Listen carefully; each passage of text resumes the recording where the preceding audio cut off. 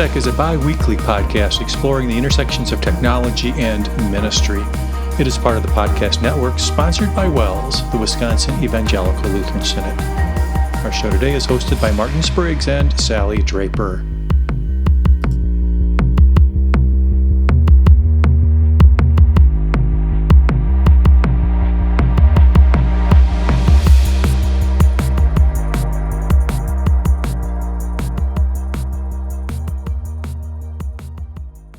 Welcome back to WELSTech, everybody. This is episode 766, and we're recording it on December 18th, 2025, to be released the week of Christmas at some point. So who knows when you're listening to it, but we're glad you are listening to it. I'm Martin Spriggs, a show about technology and ministry. That's what you've joined here. And joining me, as usual, Sally Draper. Hello, Sally. Good morning, Martin, and Merry Christmas to you. Always an exciting time of year to finally make it to the big event and just get to relax and enjoy that baby in the manger. Yeah, absolutely. Wonderful news. So what we always do for this show is we do a little bit of an early recording, as you may have noticed on the intro, because we don't want to record on Christmas Day. We have other things to do. And one of the other things that we always do is we try and find a nice little interview for you. We kind of look around the Center for Mission and Ministry and find people we haven't talked to. Usually those are newer folks, and sometimes they've been here a little bit. But we realize that one of the maybe big projects that everybody in the education space and WELS circles is interested in is the new Christ-Light replacement curriculum. And it so happens that we have never had Melanie Giddings on the show before. She is our curriculum coordinator in the Lutheran Schools office. So we asked her to see if she would join us and talk a little bit about the curriculum project and some of the technologies involved. And she was gracious enough to do that the other day. So we are going to share with you our conversation with Melanie Giddings. We are super happy and pleased to have Melanie Giddings joining us today. She is the curriculum coordinator for our Lutheran Schools office in WELS Schools. Welcome, Melanie. Thanks for joining us. Thanks for having me. Super neat that you could join us for this Christmas edition of WELSTech, and we try and bring on a newish, I don't know that we could even call you newish employee anymore, but an area of ministry that we really like to get on and talk about, because we talk about education all the time. And so talking about one of the biggest projects in the Lutheran Schools office is going to be fun. So first of all, before we jump into some of that stuff, why don't you take a moment to introduce yourself to our audience, kind of what your current role is, where you've spent some of your past ministry opportunities, a little bit to let people know who Melanie is.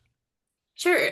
So I feel like I've spent my entire life in Lutheran schools. I went to kindergarten through 12th grade, Lutheran elementary school, high school, went on to Martin Luther College, graduated from there, got my master's from Wisconsin Lutheran College, and now I am in my 21st year of education with our Lutheran schools. 13 of those years were in the classroom, teaching little ones from 3-year-olds all the way up to 12th graders. And then most recently, if you can call that, I realized this morning that this is my 13th year of serving in some sort of curriculum coordinator role. I had spent a little time at the Lutheran elementary school level as a curriculum coordinator. The majority of my time, 7 years, were spent with the Fox Valley Lutheran schools up in the Appleton area, supporting those 17 grade schools that partner with the high school. And now this is my 3rd year in the Lutheran Schools office for Synod, serving as curriculum coordinator. The main role that I have is what Martin kind of gave a hint at, is we are working on a major project for what comes after Christ-Light for our theology, our Word of God instruction in our schools. Yeah, I was just going to ask the perhaps not super smart question of what exactly a curriculum coordinator is. What did you do for those elementary schools when you were in that role? So most of the time, what I was doing was I was leading different teams in different subject areas to help them determine what were the learning targets for kindergarten all the way up to eighth grade, making that connection to ninth grade transition into the high school. And then we would also do review of different instructional materials to support those learner targets that we had created for our students. Awesome. So now moving forward in this role that you've been in now 3 years, tell us about the curriculum project at the Synod level and what its objectives and goals are. Well, what we needed to start with first was really taking a look at what the needs are in our schools for what we desire for instruction in the Word of God for our students.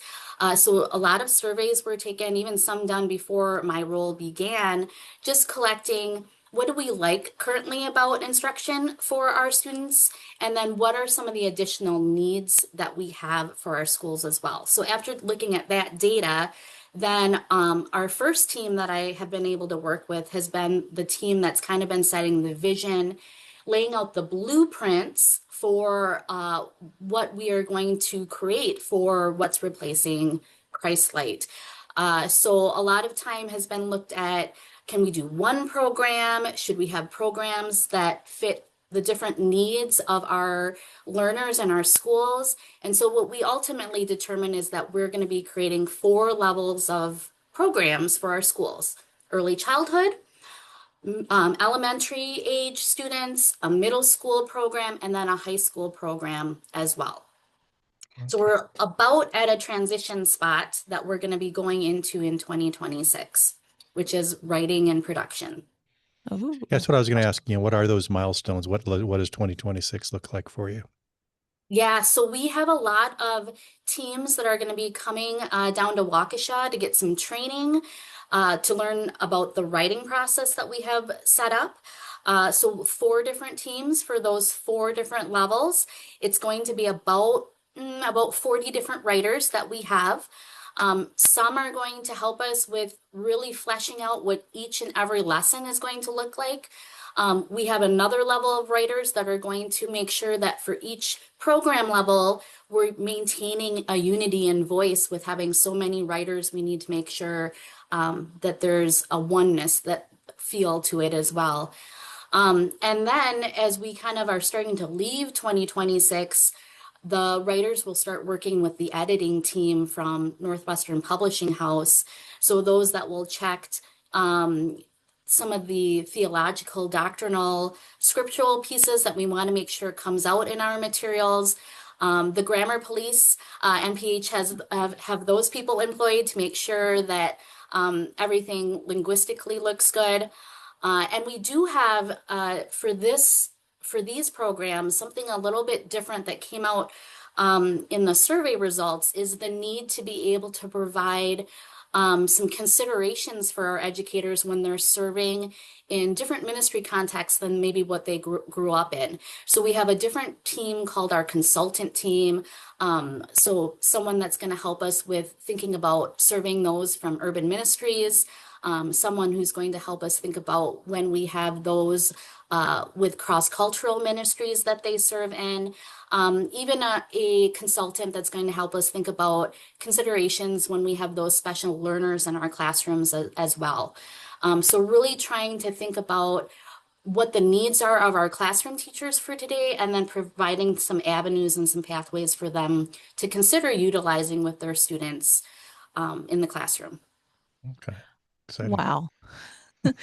That's a lot of people, Melanie. It sounds like herding cats almost. I can't imagine pulling all of those different resources into one. What kind of things need to come together to make that kind of project successful? One element that we've been trying to maintain and then purposely and intentionally plan for is having different points where we have focus groups come in just to make sure that we're staying on track to what the needs of our schools and our centers are. So we've had 2 of those focus groups already come into Synod, just some fresh eyes. I have learned with working with curriculum and teams is that sometimes the team gets so invested with it that everything makes sense because we have been with it, the program or the project for so long. The fresh eyes coming in help us just take a step back and reflect and be like, oh yeah, that would be a good addition for us to make, or we need to explain that further. So focus groups have been a big part.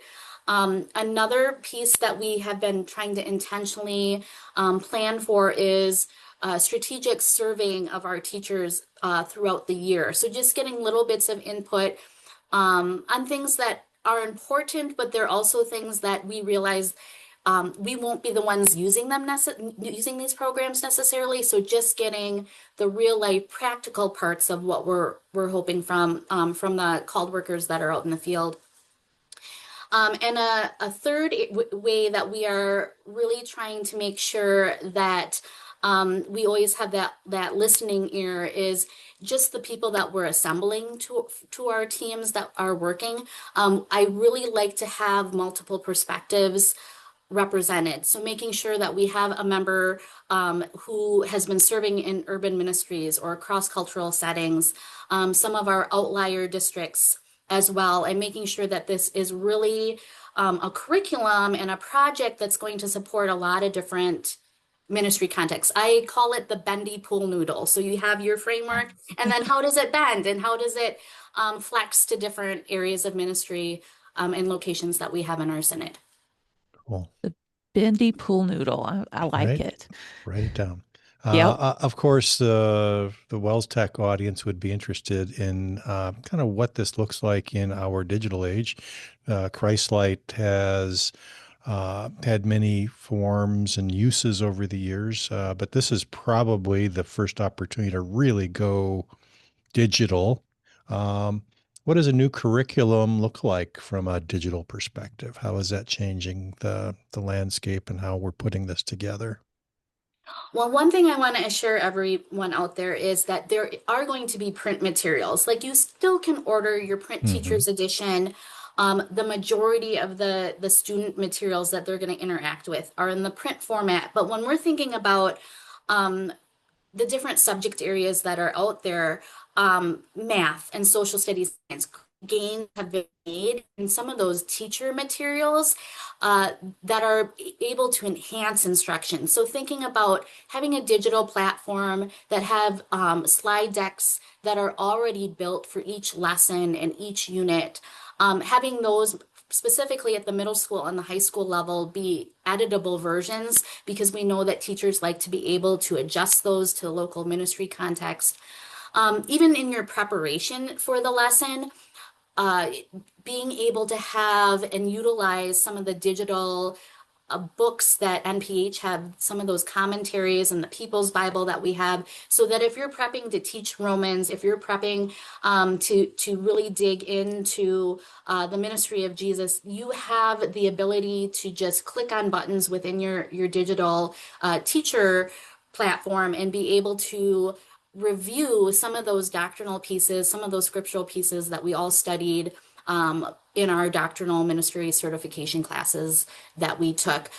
So just really trying to think about those materials that are going to assist our teachers in the presentation, in the preparation of materials, even thinking about special learners in our classroom, building in the audio capabilities so that we could have the stories being able to be read to our students so that they're able to track the words and they're able to see maybe the tracking of the words up on the screen and then being able to hear it as well.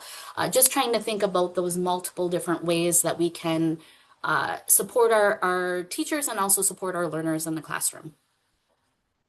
So it sounds like a lot of resources and brain power to put all this together.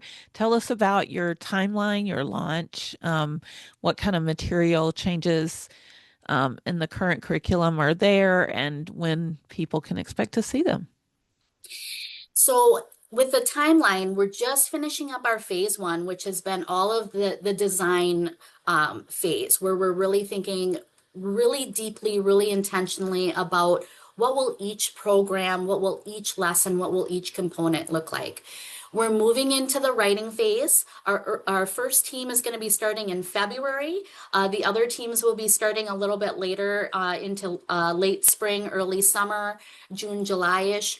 And then they need time to write. They need time to write. They need time to be able to get feedback on what they're writing. So we're looking to try to transition in the second part of the year into more of those, taking some of those earlier lessons, getting them to our editing teams or consultant teams so that they can provide feedback and massage those lessons and units even further.